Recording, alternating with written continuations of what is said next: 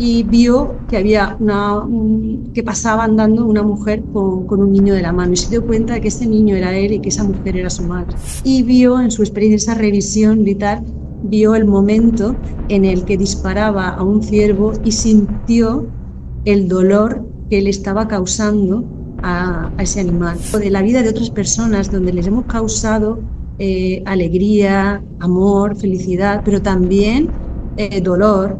Que no quiero que en mi revisión vital me aparezca esto, ¿no? Me aparezca tal cosa. No quiero verme en esta situación. Experiencias cercanas a la muerte. Viajes al otro lado, más allá de la tumba. Indicios desde la antigüedad de inmortalidad. Y para hablar de todo ello, tengo aquí a Cristina Lázaro, doctora en antropología, que ha estudiado las experiencias cercanas a la muerte, quizás uno de los primeros estudios en el ámbito hospitalario en España, las experiencias cercanas a la muerte desde el punto de vista antropológico. Ella es, digo, licenciada en psicología, doctora en antropología, dicta clases en la Universidad de Murcia y también en la Universidad Internacional de La Rioja y la Universidad Antonio de Nebrija. Y para mí es, bueno, cómo me gusta tener aquí a una vieja conocida, una vieja amiga, Cristina Lázaro. Hace muchos años coincidimos en mi casa, en una quedada con amigos, con otros compañeros que también tenemos en común. Y además es medio paisana mía, porque yo soy de Alicante, ella es de Murcia, pero como mis padres son murcianos y toda mi familia vive allí, pues mira, todo queda en casa. Feliz de tenerte aquí. Bienvenida. Muchas gracias, Mado. Es un honor para mí también volver a reencontrarte, aunque sea a través de las nuevas tecnologías. Y bueno, pues un placer y encantada. No sabía lo de tus padres que eran de Murcia, así que bueno, pues medio paisanas, como tú has dicho. El placer es mío, además, con la dicha de saber que acabas de publicar un libro basado en tu investigación, en tu tesis doctoral, un libro que acaba de salir a la luz en ediciones Roca sobre la vida después de la muerte. En ese libro es que tú destapas, pues principalmente todo lo que fue tu estudio, pues desde el punto de vista antropológico, pero también con muchos casos en el ámbito hospitalario, ¿no? Que ahora nos vas a ir desgranando, y que, bueno, lo primero de todo, antes de llegar aquí, ¿cómo llegas tú a interesarte por el tema de las experiencias cercanas a la muerte? ¿O cuál es el primer caso con el que tú te encuentras que dices, puf, aquí yo tengo que hacer mi tesis sobre esto? Pues mira, la culpa de todo la tiene Raymond Moody, porque Raymond Moody era, bueno, yo recuerdo desde pequeña el tener en mi casa el libro Vida después de la vida y que mi madre lo leyera y que transmitiera algo de lo que en ese libro contaba, aunque yo entonces era muy pequeña. Pero a mí, bueno, pues empezó a llamarme la atención el tema de la muerte, ver cómo afrontábamos la muerte, que si había algo después de la vida.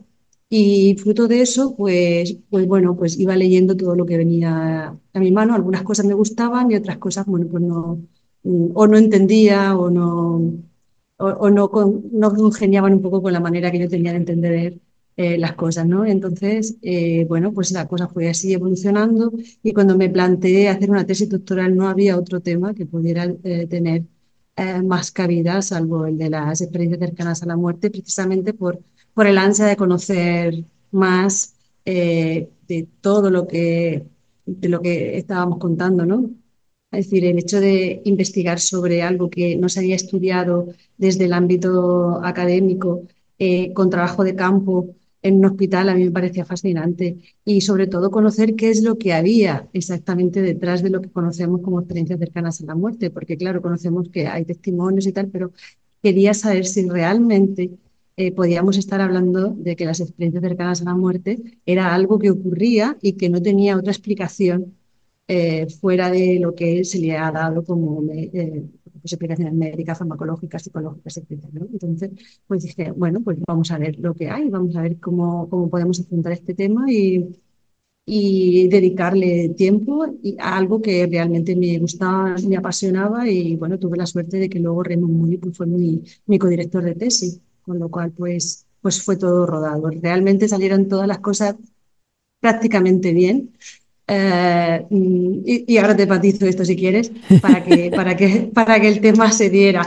Claro, es que es un tema un poco controvertido, ¿no? Y en los hospitales o sea, el hospital donde yo realicé la tesis no fue el hospital donde, no fue el primer hospital al que me dirigí. Y bueno, pues después de escuchar algunas cosas que dije, bueno, pues nada, si no pasa nada, no pasa nada. Hay más hospitales, sí, seguro que hay algunos. Y bueno, pues el segundo me ayudó a hacerlo en el sentido de que es verdad que pusieron muchas condiciones, pero entendí que todo eso era necesario para avalar el estudio. Es decir, cuando hay, bueno, necesitaba el visto bueno de diferentes comités dentro del hospital, a mí me respaldaba desde un punto de vista científico mi estudio, ¿no? Con lo cual, pues todo eso, lejos de ser trabas, yo lo vi como algo que me iba a ayudar un poco a darle peso a mi trabajo. Ciertamente tienes el privilegio de poder decir que Raymond Moody en persona, que es como el decano de las experiencias cercanas a la muerte en este planeta, uno de los grandes impulsores, entre otros pioneros, como Elisa de Carles-Ross, te dirigió, te codirigió esa tesis doctoral y bueno, pues en una época en la que pues todavía había muchas trabas, ahora parece que hay más apertura a este tipo de estudios y con una serie, bueno, pues normal, de permisos éticos, de comités de evaluación ética que te permitieron aportar todavía más rigurosidad, si cabe, a tu investigación. Ujú, Y bueno, tú entras ahí y decides hacerla además por la rama de antropología, ¿no? En la universidad y te encuentras pues navegando antes de nada. Quédense porque Cristina ahora nos va a contar un montón de casos. Lo que pasa es que quiero poner en contextualización todo lo que es su investigación y cómo llega ella a darle esa forma y a vertebrarla y a integrar todos estos sus sistemas. Y es que empiezas, y estos son los primeros capítulos del libro, hablando un poquito, pues hombre, pues para hablar de las experiencias cercanas a la muerte uno tiene que hablar de la muerte, ¿no? Contextualizar y asomarse a los diferentes rituales funerarios, a las diferentes culturas, sistemas de creencias, y empiezas un poco a excavar en la tumba, ¿no? Como quien dice. ¿Es así? ujú. Sí, sí, sí. Además empezaba desde el principio, desde los neandertales, porque ellos fueron los primeros que elaboraban rituales en torno a la muerte, ya colocaban a los muertos en determinada posición, y además en una posición fetal y mirando hacia un lado, porque esa posición para ellos significaba que había, fíjate, ¿no? Y ya entonces había como un regreso a un lugar del cual venían, y ellos tenían esa visión de que provenían de algún sitio al que después se volvían, ¿no?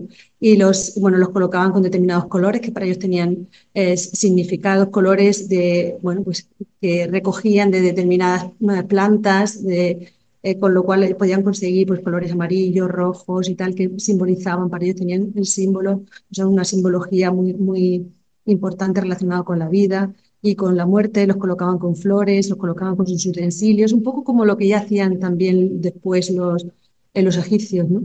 Entonces, a partir de ahí, pues iba viendo cómo las distintas culturas se iban acercando a la vida, se iban acercando a la muerte, se iban acercando a los rituales, cómo todo esto les ayudaba a afianzar un poco su concepto de la vida, su concepto de la muerte, que es diferente a lo que podemos entender hoy en el sentido de que ellos entendían que la muerte era algo más normalizado de lo que nosotros lo estamos viendo ahora. Nosotros quizá ahora pues lo vemos como algo um, que nos aleja un poco de la vida, que para nosotros significa la aniquilación, significa el fin de todo, ¿no? Sin embargo, en la antigüedad era como algo que era normal. La muerte no tenía el sentido de aniquilación, sino que íbamos a permanecer vivos a través de los recuerdos, a través de las cosas que dejábamos, ¿no? Entonces, navegar digamos, por todas las civilizaciones y ver cómo ellos afrontaban la muerte, cómo tenían determinados libros, por ejemplo, que eran legados importantes para ellos porque iban diciendo qué es lo que había que hacer una vez que nos moríamos. Es decir, las personas que, sobre todo, por ejemplo, en los egipcios, ¿no? Aquellas personas que podían tener pues el libro sagrado, el libro de la muerte, podían saber qué es lo que el alma tenía que hacer para adentrarse en esos caminos y superar pues todas aquellas cosas negativas que se iban a ir viendo antes de renacer otra vez en el otro mundo, en el más allá, que es lo que ellos entendían como el fin de la existencia, ¿no? Entonces eso para mí era importante contextualizar cómo el mundo había entendido, porque de hecho se cree que las experiencias cercanas a la muerte tienen su origen en distintas creencias religiosas que surgían en la antigüedad, porque había creencias en las que ya se hablaba de ese renacer, de ese túnel, incluso de salud, incluso podemos ver en las pirámides egipcias, ya hay imágenes de aquellos conceptos que entendemos como experiencias cercanas a la muerte, relacionadas con esa muerte temporal, ¿no? Esa parte de las experiencias cercanas a la muerte donde una persona muere y vuelve a renacer, ¿no? Entonces, claro, no es algo que ahora, es verdad que ahora se está estudiando desde otro punto de vista, desde una parte más científica, de una visión más, más, digamos, sanitaria, pero ya había vislumbres a lo largo de toda la historia de estas experiencias y de lo que podía significar para la persona que estaba muriendo y para las personas que estaban acompañando, ¿no? Entonces creí necesario hacer bueno, pues ese tránsito por lo que podía ser la muerte, la vida a lo largo de la historia. Una introducción necesaria porque realmente pues siempre se ha navegado por esa pregunta de, especialmente los antropólogos, ¿no? Preocupados por si las experiencias cercanas a la muerte fueron el origen de las religiones y de los sistemas de creencias en la vida después de la muerte, o si las religiones, por el carácter cultural de las narrativas, influirán o influyeron a la hora de, bueno, pues cómo iba uno a vivir la experiencia. Aquí yo creo que es un poquito de cada, ¿no? Gregory Shushan dice que, pues sí, que fueron ¿no? las experiencias cercanas a la muerte las que, bueno, Originaron las originaron las religiones. religiones. Yo creo que sí, que sí, en cierta parte sí, pero que también hay como una especie de retroalimentación y pescadilla que se muere de la cola dentro de la antropología de la religión, porque siempre vivimos la experiencia conforme tenemos la expectativa o el miedo, ¿no? de que la vamos a vivir de acuerdo a nuestros patrones y condicionamientos, creamos en ellos o no. Fantástica esa investigación que tú realizas, pues hablando de eso, poniendo de manifiesto esos destellos de inmortalidad que hablabas de los neandertales, esa importancia en el ritual que nos habla de ese sentido de trascendencia y por qué ese cuidado en las posturas, en los enterramientos, en los rituales funerarios, porque había un sentido de trascendencia que es también lo que nos caracteriza como humanidad, ¿no? Esa preocupación por qué le va a pasar a nuestros seres queridos más allá de la tumba, más allá de la pira, más allá del ritual funerario. Y bueno, realizas una investigación en el ámbito hospitalario, esto me parece fascinante, siempre me ha parecido tu trabajo. Cristina, yo fui una de las primeras que tuve la suerte de conocer, me pasaste las preguntas que ibas a hacer, tus cuestionarios, seguí, yo creo que tu investigación desde el principio antes. Y ¿cómo lo haces para que la gente sepa un poco en qué consistió realmente tu trabajo en el hospital? Pues mira, yo estuve en dos servicios, en la UCI principalmente y luego en cuidados paliativos. ¿Por qué en estos dos? Porque hay dos tipos de experiencias cercanas a la muerte. Las experiencias de muerte temporal, que es lo que conocemos, bueno, pues es lo que ocurre cuando una persona pues, tiene un acontecimiento, un evento muy comprometido para su supervivencia, pero que después pues, vuelve a retomar sus constantes vitales. Entonces, pues vuelve a la vida. Y en ese momento es cuando empiezan a relatar cosas que es imposible de explicar desde la ciencia. Porque, bueno, cuando una persona, por ejemplo, ha tenido una muerte cerebral, es muy difícil que vuelva con recuerdos de algo que su cerebro no estaba preparado para, digamos, de alguna manera, para grabarlo, ¿no? Entonces, por lo tanto, no podía, no se pueden tener recuerdos de ese momento en el que de que no hay latido, por ejemplo, en el corazón. Las otras experiencias son las experiencias al final de la vida.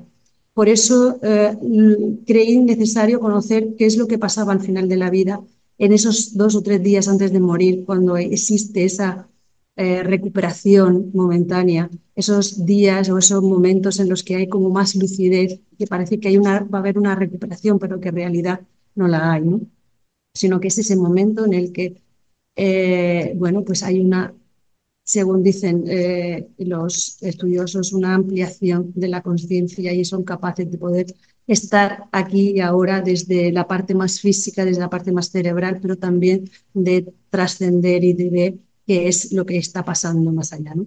Entonces, desde la parte de las experiencias de muerte temporal, no había otro lugar que hacerlo mejor, a mi parecer, que en una UCI, donde pues acababan de llegar personas de quirófano, de una reanimación, después de un accidente. Entonces acababan de vivir la experiencia, si es que habían vivido algún tipo de experiencia de este tipo. Entonces lo que hacía era hablar con todos y cada uno. Al final fueron 1.139 personas las que aparecieron en la UCI durante esos 3 años de investigación de campo. Bastante. Eh, con todos hablaba cuando detectaba que había indicios de que pudieran haber tenido algún tipo de recuerdo. eh, Hablaba más en profundidad con ellos. Esto al final fueron unos 134 personas, donde ya empezaba a pasar Wow. entrevistas en profundidad, cuestionarios validados, el cuestionario de Grayson, bueno, pues para saber un poco si, dónde estábamos, ¿no? En qué momento estábamos. De esas 139 personas, al final fueron 20 las personas a las que se pudo reducir y para estar completamente seguros de que era una experiencia cercana a la muerte, se descartaron muchas cosas, muchas personas, muchos testimonios, pues que no cumplían con los criterios de las experiencias cercanas a la muerte o que pudieran haber ingerido algún tipo de fármaco o de, bueno, pues algún tipo de droga que pudiera alterar un poco las funciones mentales y por lo tanto pues saber que no era una experiencia cercana a la muerte, aunque ya sabemos exactamente cuáles son los parámetros por los que medir una experiencia cercana a la muerte. Y si por ejemplo, nos dicen en un testimonio pues, que han visto una escoba que se levantaba o un elefante rosa, pues ya sabemos que estamos hablando de otra cosa, que puede ser un delirio, puede ser bueno, pues una alucinación, ¿no? Y tiene una causa probable que no es la de las experiencias cercanas a la muerte, que no tienen nada que ver con todo eso. Entonces, al final encontré 19, no 20, perdón, 10 retrospectivas y 9 que estaban producidas por la causa del ingreso en el hospital. Las retrospectivas me refiero a que cuando yo hablaba con ellos y al final terminamos hablando de si habían tenido algún tipo de recuerdo durante su ingreso, en el momento en el que estaban inconscientes, ellos relataban que en este ingreso no, pero que en ingresos anteriores sí que le había pasado. Entonces, recopilé una serie de testimonios con los que yo no me había planteado que eran esos testimonios de personas que lo habían tenido años antes o meses antes, ¿no? Y 9 fueron concretamente de los que, bueno, pues de las personas que habían ingresado en el hospital por una causa, por accidente, sobre todo por parada cardíaca, por coma también. Y bueno, pues ahí era donde recogí todos esos datos de esas experiencias de muerte temporal. En las experiencias al final de la vida, pues iba un poco con la gente de paliativos, aunque paliativos al final ahora es que se delega un poco y son los cuidados paliativos domiciliarios. Entonces, en algunas ocasiones, cuando médicos o enfermeros de cuidados paliativos detectaban que la persona enferma, que ya estaba bueno, pues muy próxima a morir, tenía ese momento de conciencia y relataba que estaba viendo a sus familiares ya fallecidos que les estaban dando pues, algún tipo de mensaje, que estaban hablando con ellos, entonces me llamaban para que yo fuera a la casa y a hablar con ellos o con sus familiares. Y de ahí, bueno, pues también se sacaron algunos datos bastante interesantes relacionados precisamente pues, con esa ampliación de la conciencia que aparece cuando estamos ya muy cerca de ese proceso de muerte o de ese tránsito hacia otro lado. Experiencias cercanas a la muerte, visiones en el hecho de muerte o encuentros cercanos a la muerte y un trabajo de campo auténticamente fascinante, extraordinario. Pues tú ahí haciendo observación participante y yendo no solamente al hospital, sino incluso a la casa a buscar a las personas. Hacer una tesis doctoral hay que decir que es un, Es una aventura, es un sacrificio casi personal, son años de Ujú. investigación, son obstáculos, es de verdad entrega, pasión, vocación, porque es algo que, bueno, pues los que hemos hecho una tesis doctoral te entendemos perfectamente, querida amiga mía, es Sí, algo para darte las gracias, porque bueno, uno aporta conocimiento, pues invirtiendo su tiempo y haciendo un sacrificio bastante importante, porque lleva sus años de investigación y no pocos obstáculos. sí, sí, no, Eh, y además es un tiempo es que es realmente, estás a full. sí, Quiero sí, decir, es que yo recuerdo que durante 5 años yo no salía de mi casa. Yo claro. estaba, cuando no, salía al hospital y del hospital volvía a mi casa. Cuando terminé la tesis, recuerdo que pasar por una calle y decía, "Hostia, hay gente en la calle, hay gente tomándose cosas. 5 años sin salir, 5 años de... Pero porque había que avanzar, porque no puedes dejar cosas a medio, porque tienes que meter todos los datos que has ido recopilando, todos los testimonios, pasarlos a limpio, tener ahí los códigos con los cuales identificar a las personas para preservar su privacidad. Es un trabajo realmente arduo porque el tema es apasionante y es bonito y se ven resultados. Si no, bueno, cuesta trabajo dedicarle pues 5 años de tu vida porque realmente es que es así. Claro, Es es así. el retrato de una obsesión, de una pasión, lo que te lleva, yo creo, un poco a hacer una tesis doctoral, porque, Mm. pues sí, te entiendo perfectamente. Y bueno, llegas a recopilar todos esos testimonios, tú ya tienes tus encuestas, tienes tus datos, tienes tu información, y llega el momento de decir, bueno, lo tengo que poner sobre la mesa y validar mi tesis o extraer unas conclusiones, ¿no? Y bueno. ¿Qué conclusiones empiezas tú a extraer? ¿Qué es lo que empiezas tú a valorar dentro de lo que son esas encuestas, esas escalas que realizaste? Y sobre todo, ¿qué caso te hace llorar? No sé, te conmueve, te pone los pelos de punta, te dices, uff, Pues mira, empezando por el final, todos los casos me parecían súper interesantes precisamente porque ocurrían. Eh, no por ser, no por la espectacularidad de la experiencia, sino, por ejemplo, por la casuística quizás mm, tan que se daba tampoco en algunos de los elementos que me contaban. Por ejemplo, uno que recuerdo mucho era el de un hombre que había tenido una parada cardíaca y que había visto, en ese momento, había visto como una especie de pantalla, como una pantalla de cine, y vio que había que pasaba andando una mujer con un niño de la mano y se dio cuenta de que ese niño era él y que esa mujer era su madre. Y, y claro, porque al principio había visto como personas así o caras que le estaban mirando, pero después apareció esa imagen y a mí me pareció súper bonito por ese recuerdo de la infancia, esos momentos, ¿no? Esa revisión vital de la que se habla en experiencias cercanas a la muerte, esos hechos concretos de la vida de una persona donde son realmente importantes. Entonces entendí que ese hombre o que esa relación que tenía con su madre era súper importante. Y es tan escaso que aparezca esa experiencia que para mí me resultó súper bonita y súper entrañable. El caso es que él intentaba darse explicaciones de qué era lo que había visto, pero no podía.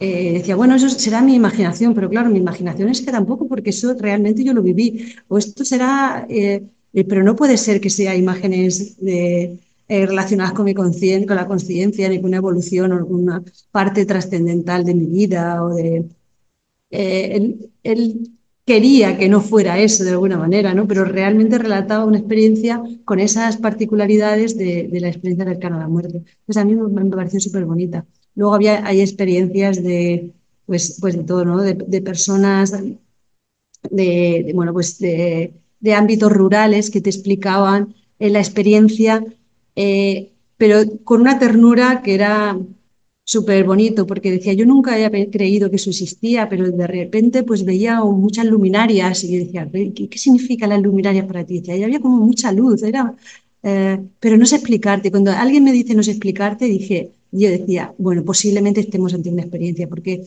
la inefabilidad de la experiencia es lo que hace realmente, es una de las características de la FM. Cuando alguien te cuenta una experiencia súper bien relatada, muy bien narrada, ahí hay una elaboración de esa experiencia y quizá hay elementos que no habían sido vistos o que realmente la experiencia pues, ha podido ser imaginada o que sí, no yo digo conscientemente, ¿no? Sino quizá de manera inconsciente.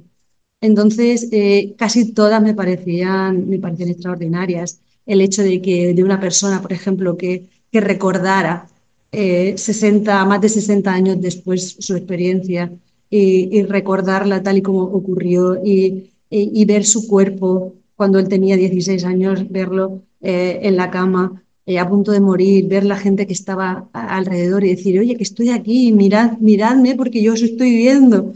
Mirad que estoy aquí, que estoy bien, no lloréis por mí, que me encuentro bien y de repente volver otra vez a tomar conciencia de su cuerpo, del dolor, pues a mí esas experiencias que me la cuenten 60, 65 años después, con todos los detalles, me parece alucinante, me parece súper bonito.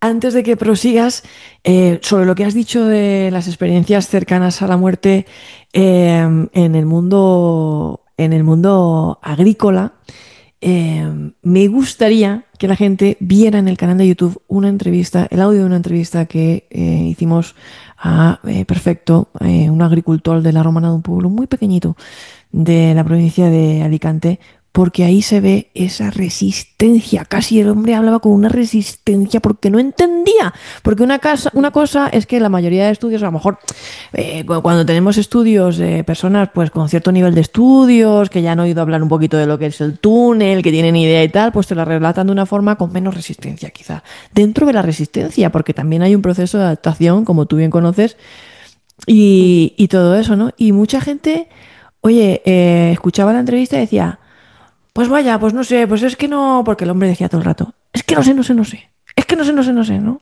Es que no sé, no sé, es que no sé, no entiendo, no entiendo, no entiendo, no sé, no sé, no sé. Es que esto, pues el hombre si lo pensabas, y había pasado años. Pero él decía, yo en ese momento y ahora, es que yo si lo pienso me vuelvo loco. Porque vino además con una serie de regalitos psíquicos, ¿no? Es que para él el tiempo ya había pasado, Cristina. Entonces él decía, y la rotonda que había aquí, y luego la construían. Este no se había muerto así, así, así en un accidente y tal, y luego pasaba. Entonces el hombre estaba que se volvía loco literalmente, porque era un hombre, como tú dices, de un entorno agrícola que no... Entonces, eh, vaya la gente también y eche un vistazo a esa entrevista y se ponga un poco en la situación de su protagonista, porque no es que no diga, no entiendo nada de esto, no, no, no, no, no. Hay que entender la resistencia y eso es valioso también, ¿no? Desde el Claro. punto de vista cultural. Claro, Continúa, y por sobre favor. todo porque hay personas, y yo me encontraba con ellas en el hospital, que jamás habían oído hablar de las experiencias cercanas a la muerte.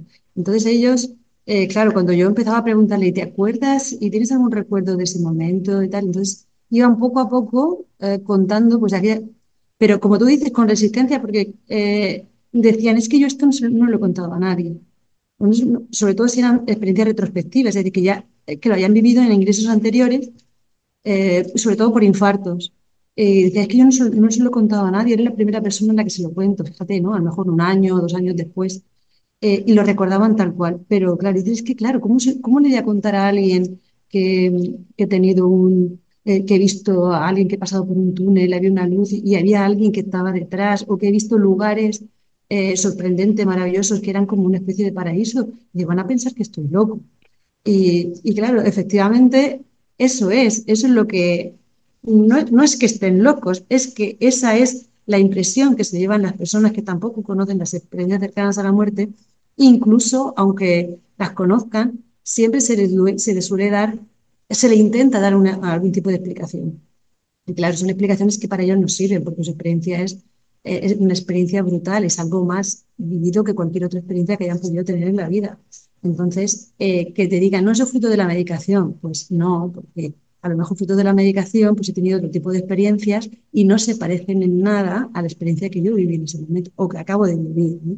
Entonces, les cuesta mucho trabajo precisamente um, porque para que no les tachen pues, de locos o que se le ha ido la cabeza o que la medicación pues, le produjo eso y a lo mejor que te estás creyendo que has ido al paraíso y resulta que no es así, ¿no? Y no digan más tonterías y tal, ¿no?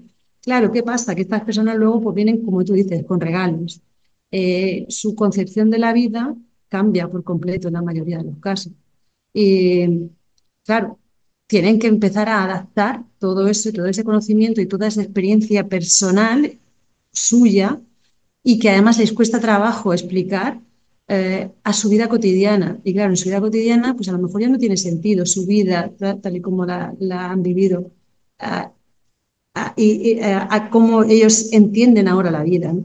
Entonces es complicado y necesitan hablar de ello, necesitan escuchar otros testimonios, necesitan hablar con personas que, que conozcan, que estén preparados, que sean profesionales pues un poco de las experiencias profesionales de la psicología para que puedan ayudar a integrarlas, no porque estén locos y porque tengan ningún problema, sino porque necesitan integrar esa experiencia en su vida para que su vida no se les vaya, para precisamente no desvariar, no incluso creerse que realmente están teniendo un problema, ¿no? Luego, bueno, cambios físicos ya sabemos que suelen tener, ¿no? En cuanto bueno, pues cambios a nivel de la presión arterial, cambios a nivel de la alimentación, bueno, por ejemplo, la mayoría de ellos tienden a tener una alimentación más vegetariana, más vegana, por respeto a los animales, porque claro, esa experiencia no solamente es diferente, es que es muy amorosa, tan amorosa, que entienden que toda clase de vida merece la pena y entonces no quieren contribuir pues a lo mejor el enriquecimiento de determinadas empresas o personas que comercializan con la vida de determinados animales, ¿no? Y porque entienden que comer pues, animales ahora no va con su estilo de vida, con lo que ellos piensan, ¿no? Y eso es muy bonito. Hay una experiencia recogida no por mí, pero bueno, cuando uno empieza a bucear por esas experiencias y lee relatos, pues de un hombre que era cazador, no sé si te suena la experiencia, que era cazador, cazaba ciervos, y te suena, y que, bueno, por cosas de la vida, pues tuvo una experiencia cercana a la muerte y vio en su experiencia, esa revisión vital, vio el momento en el que disparaba a un ciervo y sintió el dolor que le estaba causando a ese animal. Y eso lo podemos ver no solamente con animales, sino con personas. Cuando tenemos esa revisión vital, no es como la experiencia que te he contado antes del hombre que iba siendo niño con su madre, sino podemos tener revisiones de momentos importantes de nuestra vida o de la vida de otras personas, donde les hemos causado alegría, amor, felicidad, pero también dolor. Y entonces somos capaces en ese momento de entender cuál es la magnitud de, de los actos o que nuestros actos pueden llegar a producir en la vida de otras personas. Y claro, a partir de ahí, pues suele cambiar bastante la vida de las personas precisamente por esto, eh, porque entienden que la vida es otra cosa, que centrarse en obtener cosas materiales, en tener reconocimientos, que todo eso no sirve de nada, eso no es la vida y eso nos aleja un poco de lo que es la vida. Ellos entienden que la vida es amor, que la vida es ayudar a los demás, que hay que vivir la vida hasta el último momento y que por el hecho de estar cerca de la muerte no debemos dejar ni rendirnos ni de intentar ser felices y hacer felices a los demás. Y este yo creo que es al final el gran mensaje del libro, ¿no? Y de las personas que han tenido esta experiencia. Creo que a lo mejor me he ido No, no, por no, no, no. donde... Interesante y necesario hablar de los efectos secundarios de una experiencia cercana a la muerte, de ese profundísimo impacto. Además, tú que eres psicóloga, lo has documentado extraordinariamente y lo has seguido mucho no solamente en los regalos psíquicos con los que uno regresa, ¿no? Esto de, uy, el campo electromagnético, personas que de repente, sin haber sido nunca mediums, empiezan a experimentar episodios de mediunidad o de precognición. Eh, Esa transformación profunda, mayor tasa de índice de divorcios. Mira, Sharon Stone, después de una experiencia cercana a la muerte, su marido dijo, no la conozco, es otra persona. Ujú. literalmente dijo en el juicio. Y bueno, personas que han cambiado radicalmente de vida. Tuvimos aquí hace poco también a Verónica Pascual, ¿no? De decir, y de repente me separé de mi novio, o sea, no, me fui, Sí, sí, sí. cambié de trabajo, me di cuenta de qué tal.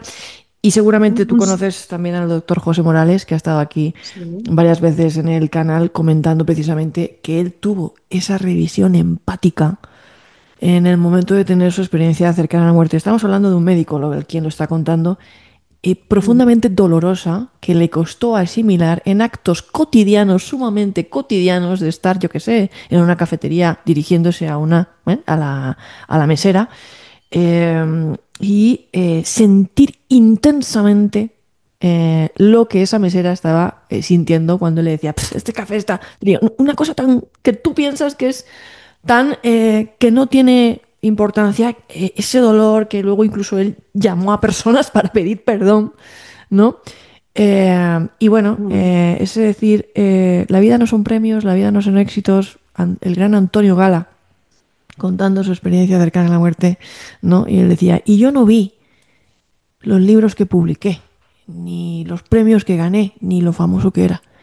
Vi a mi padre soplándome los mocos, atándome los cordones de los zapatos.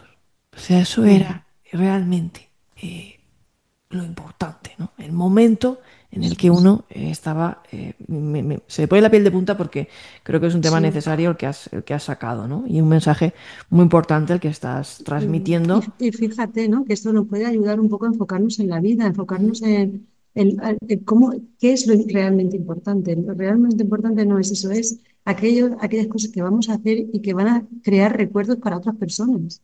O sea, yo ahora pienso en aquellas cosas que yo puedo estar haciendo con mi hija, que tiene ahora 21 meses, y que van a ser cosas que ella pueda en algún momento recordar o incorporar en su vida, ¿no? Y entonces creo que eso puede ser lo más bonito, lo más hermoso que podemos hacer por otra persona, el crearle esos buenos recuerdos y no tenemos que estar al borde de la muerte para aprender esta lección. Que esto es lo que yo al final digo siempre, aunque me adelante al final, Mado, pero al final es que no necesitamos vivir una experiencia cercana a la muerte. Tenemos los testimonios de las personas que han vivido la muerte tan de cerca como que han estado allí y han vuelto para contarlo, que es lo que mucha gente dice, no, no viene nadie para contarlo. Sí, tenemos muchos testimonios de aquellas personas que han venido para contarlo y nos los están contando y nos están diciendo lo que está pasando y lo que hay y lo que es realmente importante. Y a veces no le hacemos caso. Eh, creo que, creo que es el momento de hacer ese cambio porque, bueno, la vida no es fácil y teniendo en cuenta cuáles son nuestras prioridades, podemos hacerla muchísimo más fácil para nosotros y para los demás.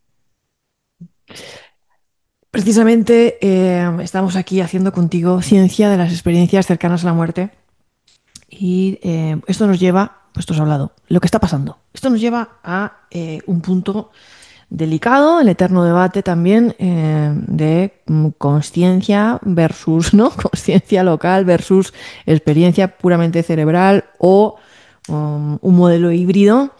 Pero yo te quiero hacer la gran pregunta también, aunque sé que la tienes muy clara, y es, ¿qué nos dicen las experiencias cercanas a la muerte? ¿Son una evidencia de que existe lo que algunos consideran este término muy cultural, pero nos entendemos todos, es un código compartido simbólico, el más allá? ¿O la conciencia, que sería otro término que también a lo mejor no hemos terminado de definir científicamente o no nos satisface del todo, pero también es un código compartido en el mundo científico con el que más o menos algunos se manejan, ¿no? O nos manejamos. Ujú. ¿Qué es lo que has podido tú, dentro de tu investigación, además, pues, con todos esos apoyos, qué es lo que has podido tú Pues dilucidar en este sentido? ¿Cuáles son tus mira, conclusiones? si nos quedamos con los datos que nos arrojan las investigaciones, los cuestionarios, las pruebas, podemos decir que hasta 3 minutos después de la muerte sabemos que la conciencia existe. Y lo sabemos porque después de ese momento hemos tenido testimonios de personas que lo han vivido.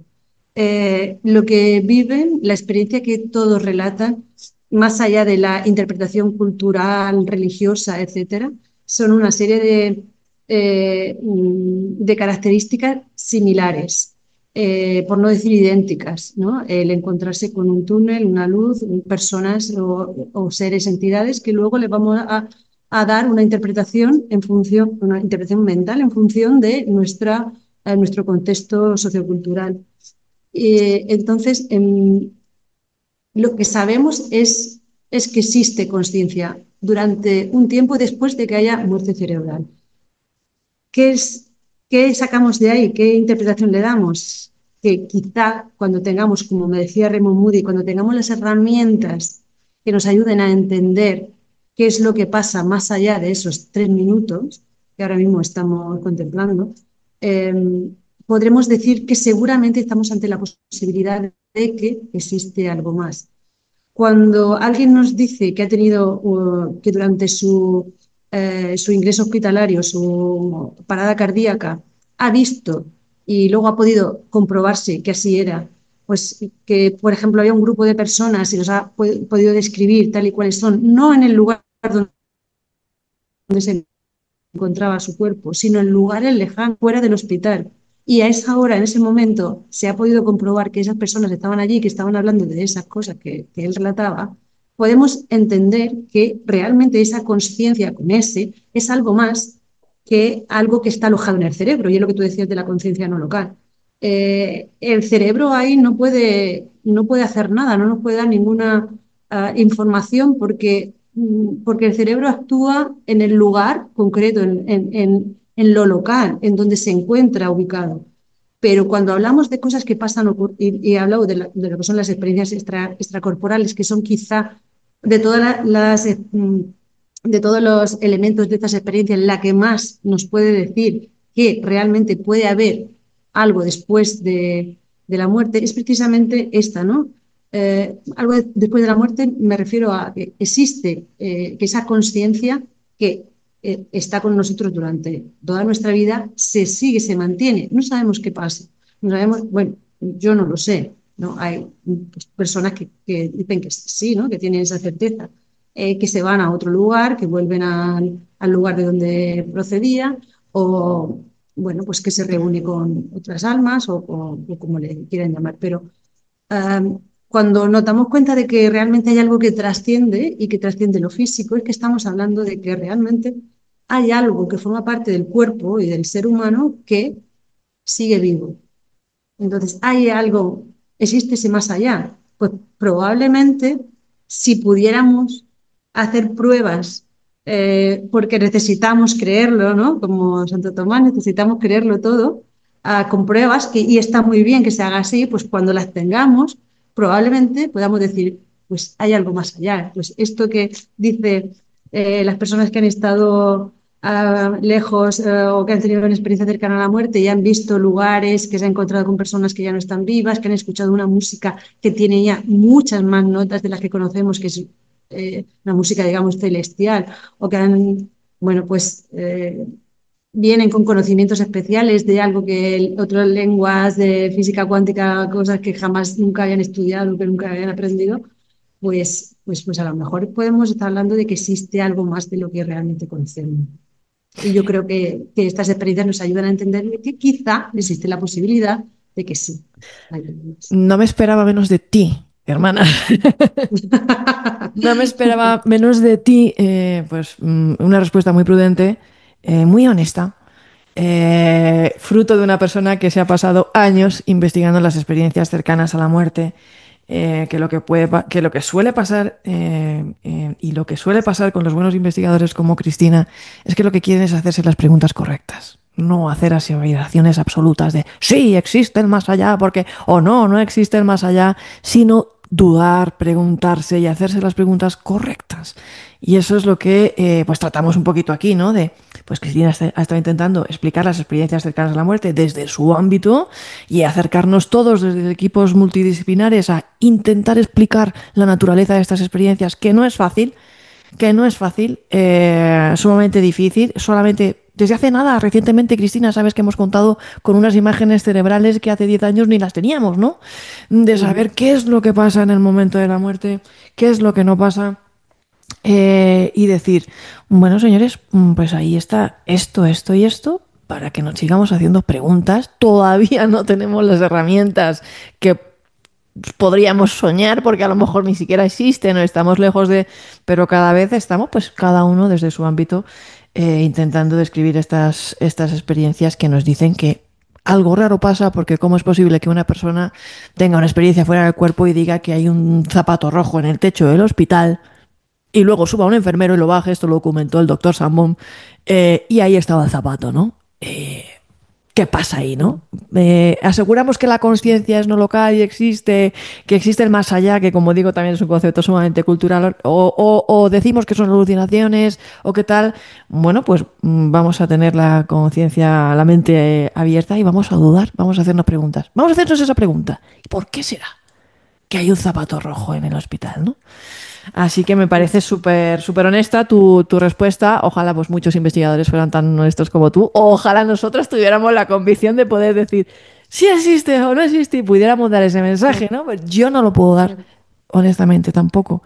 Siempre he navegado por la duda y creo que la duda y el hacerme preguntas ha sido el motor de mi investigación, igual que el tuyo, Cristina. Así que me siento muy identificada contigo. Hay una parte importante que yo sé que tú has trabajado mucho en este canal. Muchas de las personas que nos siguen, antenautas, que estáis aquí, besos para todos. Bueno, pues muchas de las personas antenautas que nos siguen están pasando por un proceso de duelo, muchos comentarios hablan. Eh, pues creo que tú has trabajado muchísimo en cuidados paliativos y tienes una gran formación en acompañamiento y duelo. Y además has relacionado y vinculado este tema también en uno de los últimos capítulos del libro.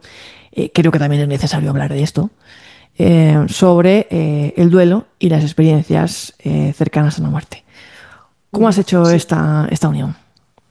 pues mira, en realidad, fruto de la investigación, cuando yo veía, por ejemplo, que los enfermos de cuidados paliativos morían de una forma más tranquila cuando habían tenido estas visiones en el lecho de muerte, y veía que los familiares podían entender mejor y se despedían, podían despedirse y esto les ayudaba a tener un duelo más normalizado.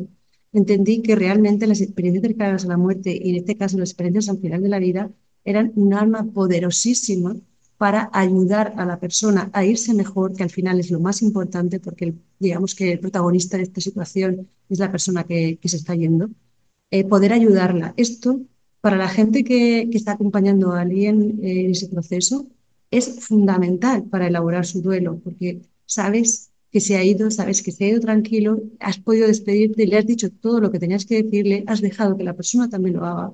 Y esto es lo mejor, para mí es el mejor y el mayor regalo que podemos hacer a una persona, acompañarla. Cuando un niño viene al mundo, se viene bien todo el mundo está con él, todo es alegría, hay mucho acompañamiento, la madre está súper querida, súper le regalan cosas, flores, tal, pero cuando se va una persona, lo hacemos al contrario.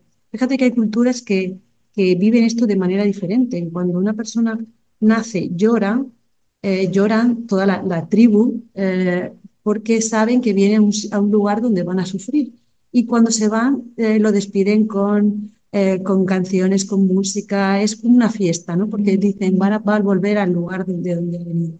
Entonces, entender un poco que esto puede ser así ayuda mucho a elaborar el duelo y acompañar a una persona hasta el final y dejarlo que se marche y hacerlo de alguna manera feliz en ese momento porque ellos ya necesitan descansar y darle el permiso para que se vaya, el darle las gracias porque ha sido tu madre, tu padre, tu amigo, tu abuelo, el haber compartido esa experiencia de vida con ellos y de hacérselo saber y decir, puedes irte, vete tranquilo, que nosotros vamos a estar bien.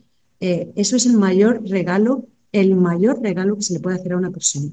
Entonces, enfocarnos en eso creo que nos ayuda mucho a elaborar nuestro duelo. El duelo lo vamos a tener, porque el duelo no es más que una adaptación a la vida sin esa persona. Entonces, nos vamos a adaptar mejor quedándonos con los recuerdos, quedándonos con esos momentos de felicidad que has podido compartir, esos momentos malos también, pero que has podido um, darle la vuelta y poder juntos volver a retomar una vida normal, el poder acompañar a alguien y decir, he acompañado hasta el final, he estado hasta el último momento, no ha estado solo, se ha ido tranquilo, no ha sentido miedo, pues eso nos puede ayudar muchísimo a ir adaptándonos, a ir aceptando la vida. Siempre vamos a tener el recuerdo, vamos a echarlo de menos en momentos puntuales como cumpleaños, Navidad, vacaciones, santos, celebraciones, etcétera.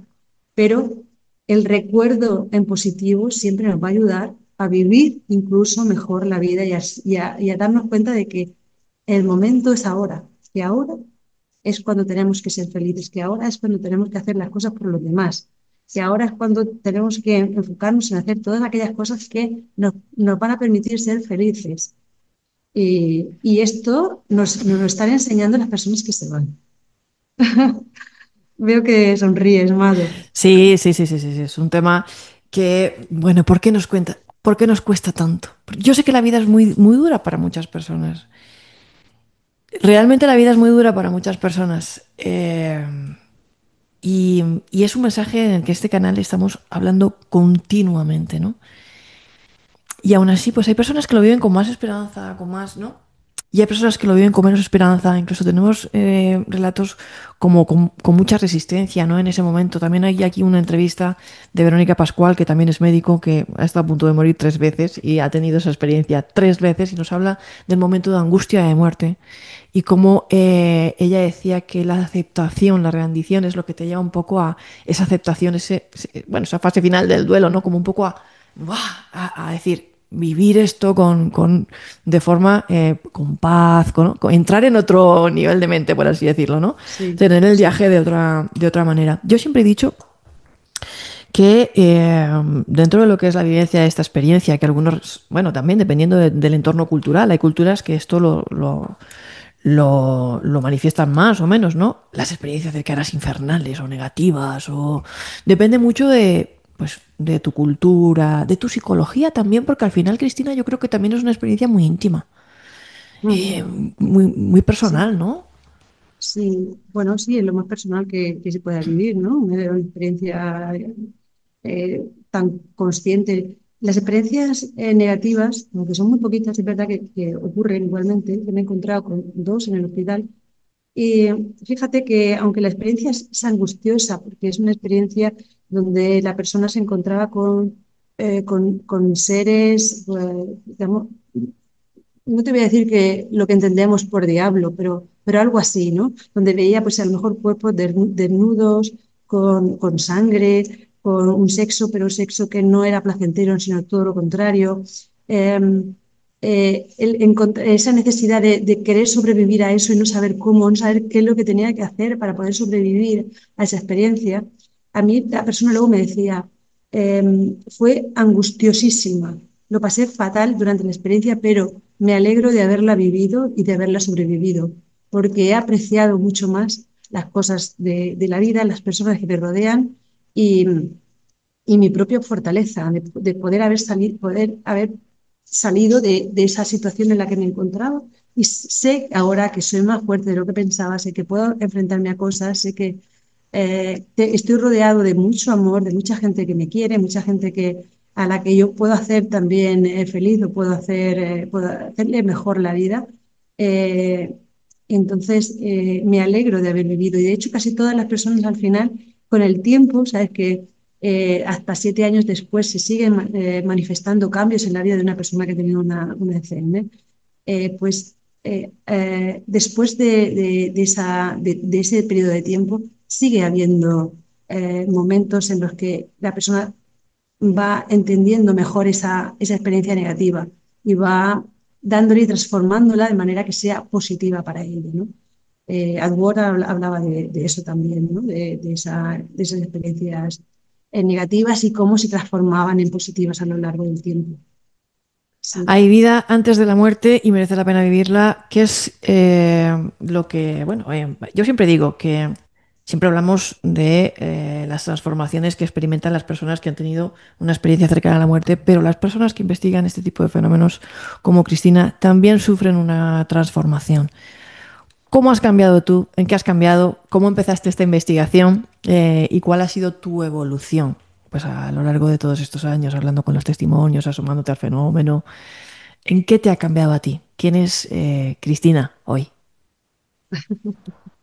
Pues mira, a mí una de las cosas que medíamos o que medía en estas experiencias, de las personas que tienen estas experiencias, es que el 98% dejaba de tener miedo a la muerte.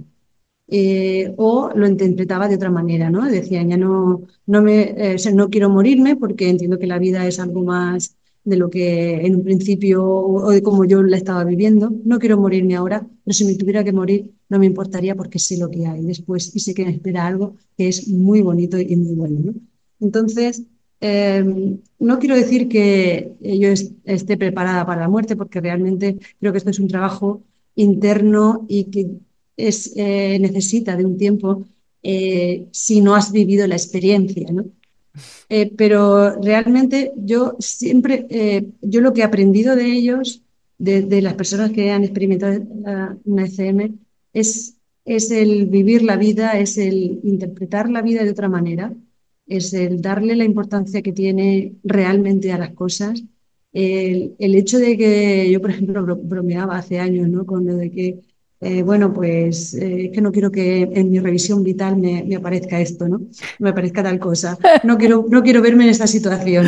Entonces, entonces decía, bueno, pues nada, pues voy a cambiar, ¿no? Voy a intentar que esto no Sí vuelva a que te ha ocurrir en mi afectado, sí, vida. ¿eh?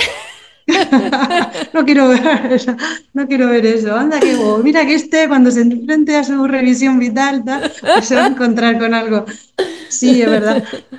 Pero me quedo con eso, ¿no? Con que realmente la vida es otra cosa. Con que enfocarnos y quedarnos en lo malo, en lo negativo, no es bueno. Y no hemos venido a eso. No sé a qué hemos venido, pero realmente a pasarlo mal, no. A no ser que tu situación, pues, como estamos viendo últimamente lo que está pasando en el mundo, pues sea esa, ¿no? Pero los que tenemos la suerte de tener una vida más o menos digna, pues creo que debemos usarla para eso, para ser felices y para intentar darle la importancia a lo que tiene y donde no la tenga, no darla y no enfocarnos en eso y no crear enfermedades mentales y físicas por algo y por cosas que no merecen la pena y que no son. Hay una película, no sé si supongo que la conocerás, No Solar, Sí, la del médico, ¿no? sí. Que llega a ese lado, a ese otro lado, y dicen, este hombre es un... Ujú. Y decía, no, yo no me soy. Decía, sí, has hecho cosas en tu vida que te han llevado aquí, a donde estás ahora, Sí. antes de tiempo. Te has ido matando tú solo, ¿no? Quiero vivir hasta el final y quiero ser consciente de mi propia muerte y poder trascender de esa manera en la que lo hacen aquellas personas que están teniendo de forma consciente esas visiones al final de la vida. Un proceso necesario, al final yo creo que prepararnos para uno de los momentos más importantes de nuestra vida, junto al Si no nacimiento, hay más. creo, Ujú. o si no el más, ¿no? Porque desde que empiezas a vivir ya empiezas a aventurarte hacia ese momento y quizás por eso los rituales funerarios a lo largo de toda la historia han sido un elemento Sí, tan importante y tan identificativo de lo que nos define sí, como Homo sí. sapiens y como humanidad. Por eso lo decimos que los neandertales eran medio primos nuestros en ese sentido, porque Sí, ya mostraban esos indicios de preocupación, de ritual funerario. Donde hay ritual funerario hay mm, indicios de humanidad, de empatía, de todo lo que nos hace realmente humanos. Las grandes civilizaciones siempre vamos a encontrar eso, un resto de rituales funerarios, que son el origen también de los sistemas de creencias y de las grandes, ujú, bueno, pues, al final, grandes y pequeñas, de las culturas, desde la pequeña tribu más recóndita y pequeña que podamos ujú, encontrar oculta en el Amazonas hasta la civilización más colosal, ¿no? Como a lo mejor, ¿no? Pues las pirámides de Egipto, ¿no? Que digamos, o sí, milenaria o cosas así, ¿no? Pero todas con mayor o menor índice demográfico, con mayor o menor antigüedad, rastro arqueológico, lo que sea, tienen esa cosmología, esos rituales funerarios, ¿no?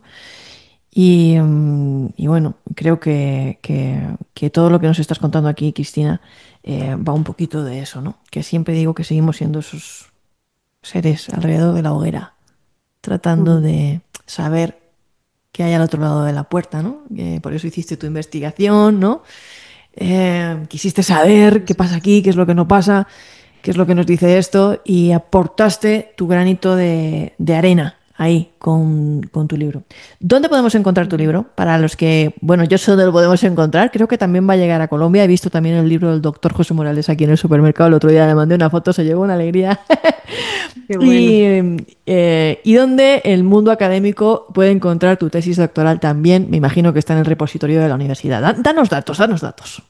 Sí, bueno, pues se puede encontrar en todas las librerías, no voy a dar marcas comerciales, pero en todas las librerías, incluso pues por internet, no solamente en las librerías a nivel físico, sino las librerías que hay en la red y bueno, pues por Amazon, no voy a decirlo, pero bueno, pues sí, por Amazon podemos comprar también el libro y se puede tener en Estados Unidos, creo que va a salir en noviembre, a finales de Ajá. noviembre. Si llegará, y ya pues no sé si llegará a otros países, pero bueno, es muy fácil encontrarlo porque pues navegando por ahí o en las tiendas físicas, en las librerías, en todas las librerías de centros comerciales también pues se puede encontrar.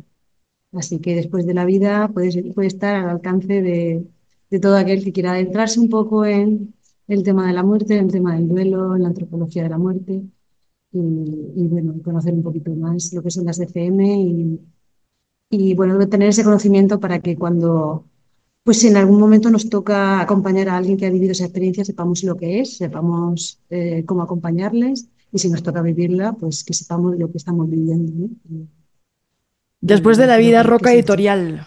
Roca Eso es. Editorial en todas las librerías. Vayan ustedes a la librería de barrio también, a apoyar.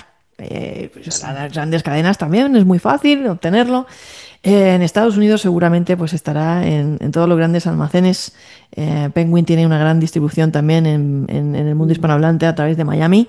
Dentro de unos meses llega ahí también. Aquí tenemos muchísimos antenautas de Estados Unidos. No te puedes hacer la diáspora hispanohablante. Estamos en Australia, en Estados Unidos, en Canadá. Mucha gente de Estados Unidos nos saluda, nos deja su mensaje desde Long Island también, Florida, desde tantos y tantos lugares. Bueno, pues ahí lo van a tener ustedes también.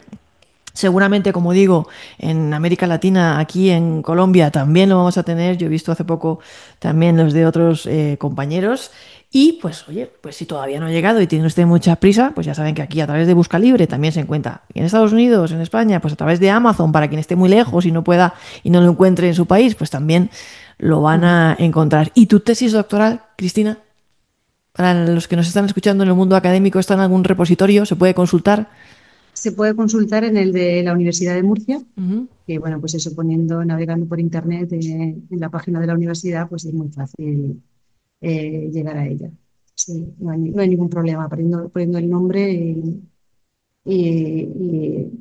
bueno, y la Universidad de Murcia, pues ahí se encuentra. Ahí aparece. Te auguro muchos éxitos con este libro porque pues he seguido tu trayectoria y, bueno, sé del rigor, sé con el rigor con el que sueles trabajar. Eres una persona Gracias. con muchísimo respeto y una gran trayectoria también en el ámbito académico. Creo que estarás ahora mismo también investigando. ¿Sigues con esta investigación o has saltado de tema? ¿Necesitabas un respiro? Sí, bueno, terminé hace poquito ya con el tema del libro. Sí, estamos en otra cosa. Ahora mismo, bueno, no he dejado de lado el tema del duelo, pero lo he enfocado un poquito más en el duelo perinatal, el duelo Ujú. gestacional, que creo que, bueno, pues uno de los grandes olvidados. Y bueno, pues ahí enlazando cositas entre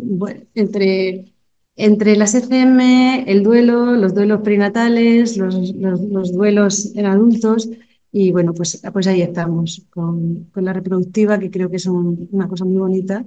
Y bueno, pues aportando un poquito.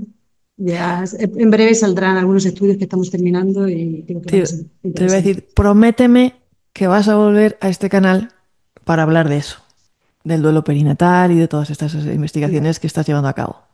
Claro que sí, sí, sí, sí, claro.